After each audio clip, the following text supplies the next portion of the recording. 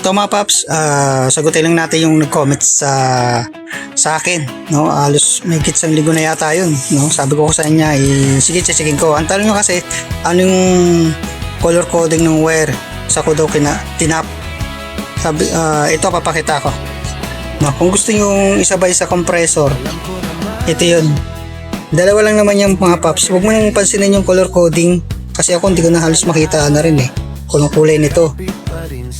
Sobrang dumi at sobrang tagal na rin, no?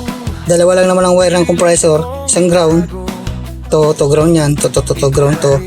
Ito ay positive. So dito ko tinap yung positive trigger para magsabay sa compressor yung auxiliary fan na kinabit ko. So ito yun. Yan. Naglagay lang ako ng relay. Yan. Ayusin nyo lang yung pag-wiring nyo, mga karebo. So dagdag, lalo na ngayon mainit ang panahon, mas kailangan ng nasakyan natin to para tumulong sa cooling system. Okay? So yun lang. Sana nakakuha kayo ng tips.